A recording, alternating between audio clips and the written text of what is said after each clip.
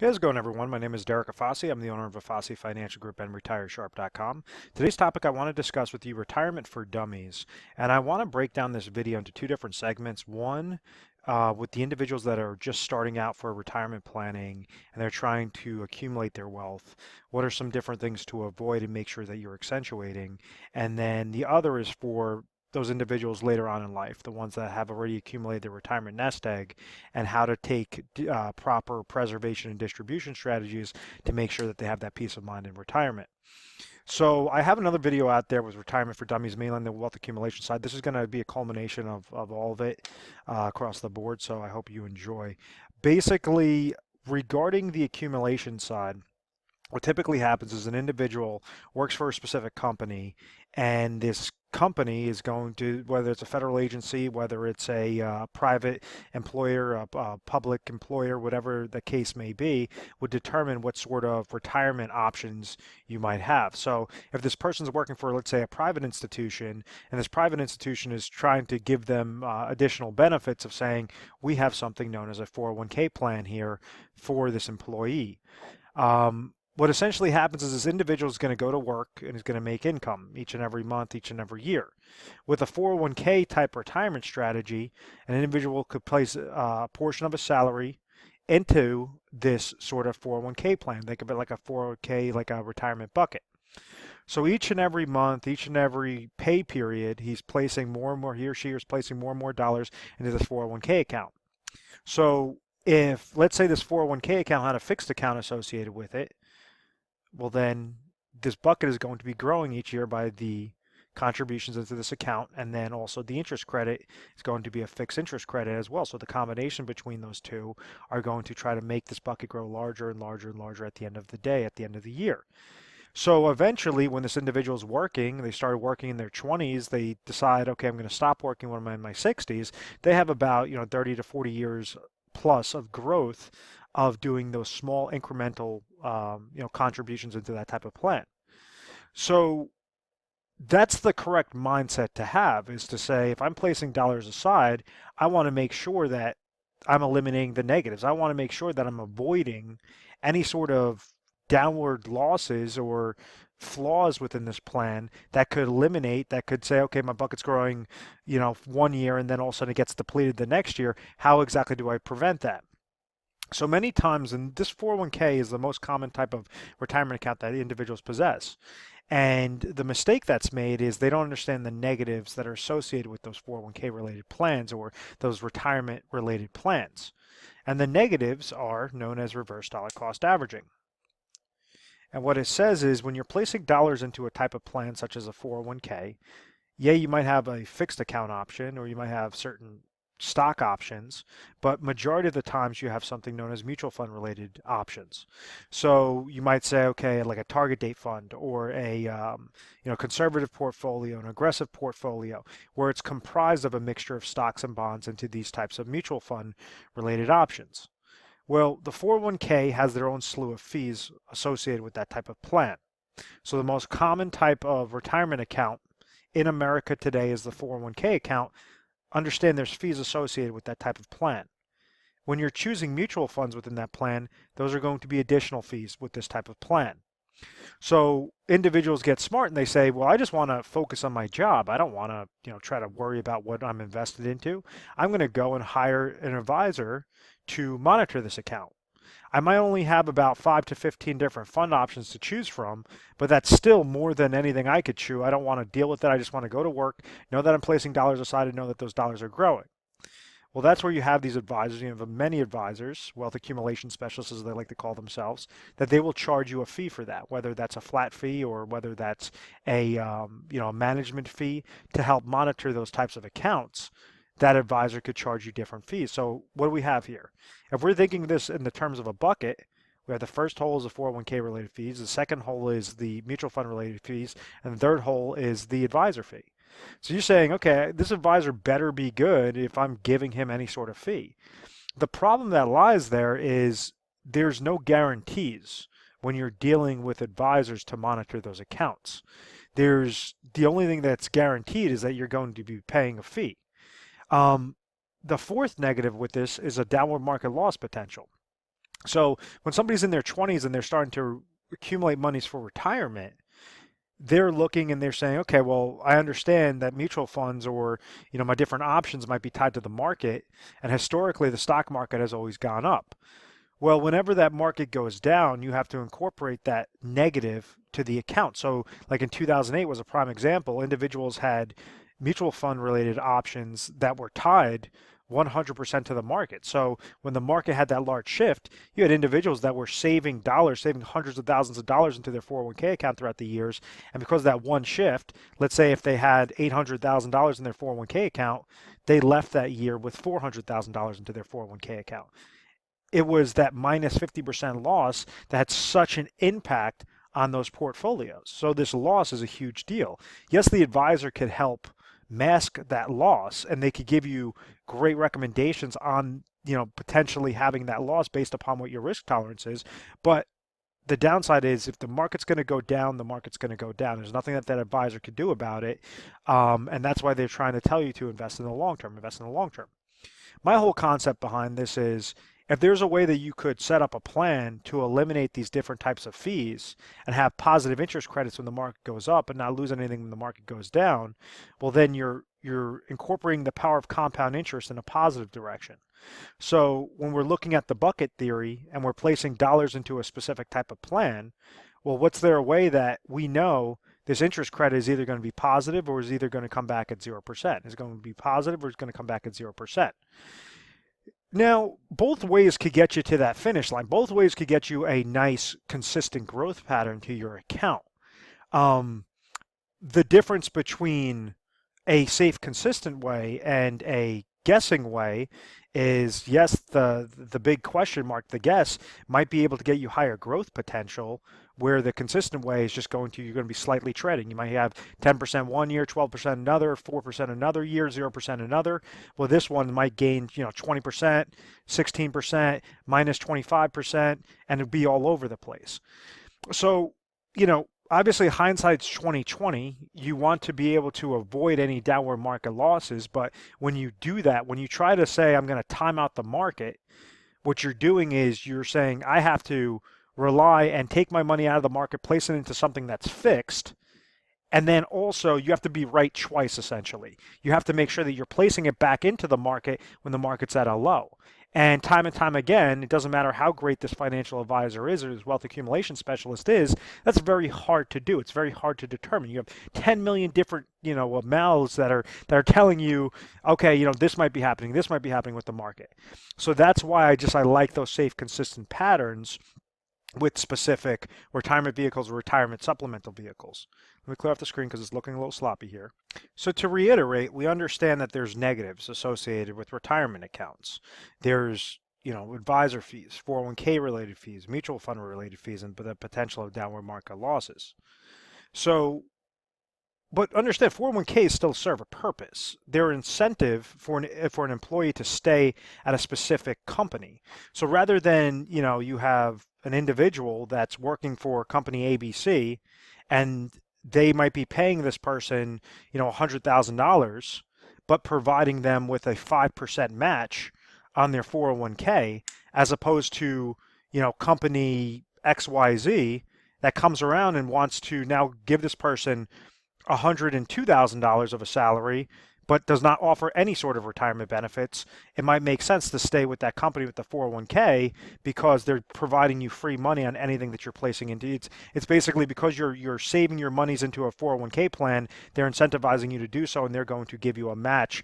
So therefore, if this person places 5% of their salary into a 401k plan, the company is also going to match them 5%, meaning $10,000 is going to go into the plan, as opposed to this company, if they offered a 401k with no match, well, this person will be placing $5,000 into the plan, 5%, and there will be no match. It'll only be $5,000 going into that bucket. So the employer match is fantastic regarding 401k plans. The downside is the negatives that individuals just don't really care to, worry about, and they just want to see their accounts go up, go up, go up. So some of our recommendations, they require utilizing insurance-based products for that safety and that consistent growth. What I mean by that is you could use, depending upon your age and really depending upon your situation, if you have a little over a 10, 15-year time horizon that you want to retire, there's ways on how you could leverage your 401k plans, make sure that you're placing in the exact match, make sure that you have everything correlated to exactly what your risk tolerance is on one side, and then you could utilize an overfunded cash value plan known as a retirement insurance contract, an overfunded IUL, but it has to be set up a specific type of way that you're able to shove a portion of your salary into a type of plan and grow out cash value to give you tax-free growth, tax-free income, and leave a tax-free death benefit to your beneficiaries that are not susceptible to 401k related fees, not susceptible to mutual fund related fees, not susceptible to the different advisor fees, and most importantly, the downward market loss potential that really impacts retirement accounts. So that is what I use for my own money. It's because it gives me peace of mind, it gives me safety, it gives me consistency. If I want to retire before the age of 60, I could do that with those cash value plans. But to each his own. Some people like to be super aggressive. Can I go and throw my dollars into speculation? And do I think I'm, savvy enough to manage my own funds? Of course. But I like to have that peace of mind. I like to have those floors of 0% when the market goes down, cap rates up to as high as 17% whenever the market goes up based upon the indexing strategies, based upon the product lines. So that could be a decent way. Now, once again, if I'm looking to retire in the next 5 years, 10 years, I wouldn't go with a cash value plan. I think that, really depends upon a case-by-case basis with how somebody wants to accumulate their wealth. But as long as you're mindful of reverse dollar cost averaging, you could prevent it. You could understand and maybe say, I want to look really closely into mutual fund performance or mutual fund related fees or advisor fees. Is it justified to go and, hire financial advisors? So that's what I want as the takeaway. It's not necessarily give you crazy recommendations on what you should do. It's just be mindful of it. And yes, there are options. If you're interested in seeing more of that safe, consistent route, that's something that we could help you guys out with. And we explain it to you because, 95% of those plans are set up a horrible way where you have to see, what is the benefit of the agent that's offering it to you? What sort of compensation do they receive? And then how is the plan structured properly to make sure that they're not placing you in a product just to get a bunch of commissions and you're never going to hear from them again. You want to make sure that you're stripping away any sorts of costs, any sorts of expenses, so you have nice accumulation into those plans at all angles. So now what happens to individuals that say, okay, well, I want to retire in the next 10 years, 12 years, 5 years, 2 years. What happens with all those individuals? Well, they're probably going to have a whole slew of different retirement savings saved up, whether that's in 401k monies, IRA monies, 403b monies, their savings plan monies, 457s, regular cash accounts. However that's segmented, make sure that you're positioning those dollars properly. You're not going to commingle cash and IRA related accounts because you're going to have certain taxation and certain tax penalties with those accounts. So always be mindful, make sure that you're segmenting them properly from qualified retirement accounts to non-qualified accounts. Now, if we go through an example, how could somebody properly retire if they've saved up their retirement savings, if they have proper retirement savings? And it all breaks down to the three main criteria. It goes by income sources. You want to make sure in retirement that you could at least cover what your expenses are with guaranteed income.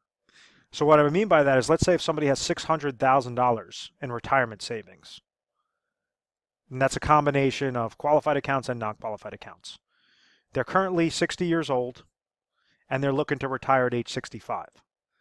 Well, you're not going to want to place dollars into a cash value plan because you're going to be shooting yourself in the foot. The expenses are going to be too high, and you're pulling out the money too fast. Not going to be a good avenue. With this individual, at age 65, maybe that's when they want to stop working. They say, I have $600,000 currently that's saved up. I want to stop working the day I hit 65 years old. So we want to look at their situation. Okay, what exactly are going to be your expenses? And we have budgeting sheets to help you guys out with this, but what exactly are your expenses to the decimal point at age 65? Let's say if it comes back that this individual has $60,000 worth of expenses. Okay, well, what are your guaranteed income sources? What is your Social Security? If they have $30,000 of Social Security, maybe they have another $20,000 of pension income, and then they don't have anything else coming to them on an income side. Well, this tells us really simply that They have $50,000 of guaranteed income sources, but they need $60,000. So therefore, we have a bucket of $600,000. Rather than risk all those monies to reverse dollar cost averaging into speculation and variable accounts, which were all those different negatives that I listed before, you could also add on when you're trying to pull money from those types of accounts, from an account that could potentially go down, you're pulling out income from an account that can go down that you're paying fees on, and you also have inflation, basically inflation risk. You have longevity risk of how long someone's going to be living to. You have Social Security risk. There's a whole slew of different risks in there that you just want to break it down to a bare bones minimum. So what I mean by that is if we understand that this gap is $10,000, well, what exactly can we place in? What sort of insurance contract on a safe, consistent basis can we place those dollars into, the smallest amount of the 600,000 to get placed in at this guy's current age 60 that's going to get triggered at age 65 without losing control. So the second portion, without losing control, that just means you're using income riders instead of annuitization. But ultimately what we're trying to do is look at what's needed and then plan backwards. So out of this, let's say that for a male age 60, looking to retire in 5 years, the best contracts that come back require a $125,000 deposit with company A, a $175,000 deposit with company B, and a $230,000 deposit with company C. Well, if they're all rated the same way, have the same similar benefits, we want to only place $125,000 that will accomplish their goal at age 65 of that $10,000 gap. So what we're doing over here is we're using $125,000 out of the $600,000. $475,000 is now left over, and $125,000 is placed into that specific type of a contract. Most of the time they're going to be generated through annuities, but there are some also alternative investments that someone could use as well. But just on a safety aspect, annuities are typically going to be the go-to. That's going to cover their income need. What happened? We didn't take $600,000 and throw it into an annuity. We took $125,000. We placed only the amount that was necessary to accomplish their income goal. The second aspect is regarding emergency funds. They have $475,000 left over. Typically, you're supposed to be utilizing about 6 to 12 months of what your emergency funds are, what your expenses are into emergency funds. So let's just say we'll add another $100,000 that you could leave into money market accounts, fixed accounts, savings accounts, whatever that case may be. So out of this 475, 100,000 gets shaved off, and then you have 375 that you could utilize into your fund monies. Now that could be invested in speculation. Now that you could go and take that market risk because you already have your golden parachute of your Social Security, pension, annuity income. You have your substantial amount of emergency funds, and then this last aspect is for inflationary protection. Whether that means laddering more annuities to give you step-ups in income every few years, you could accomplish that goal that way. So instead of using $125,000, maybe you're using $175,000 in different annuity products, or you could just try to grow that account to make sure that it's beating out the pace of inflation, and set it up that way. So I'm going to clear off the screen. So I just wanted to give you just some honest feedback, some different things that we get whenever we get calls in, every day on a national basis. These are some different things that come up. And when you're looking at the 30,000-foot view, how exactly can you break it down most simplistically? What exactly do you guys have? What is your current situation? And then how can you plan accordingly? How could you be most efficient with your plan? And that's why we always recommend in every video, we say, call our 1-800 number for any help. 1-800-566-1002. What you could expect is you're going to be speaking to an assistant. You call 24 hours a day, 7 days a week. Someone will pick up, and they're going to ask you, what you're calling in for, and then they're going to transfer you over to a specialist. When you're speaking with that specialist, the specialist is going to ask you a slew of questions to try to understand your situation better.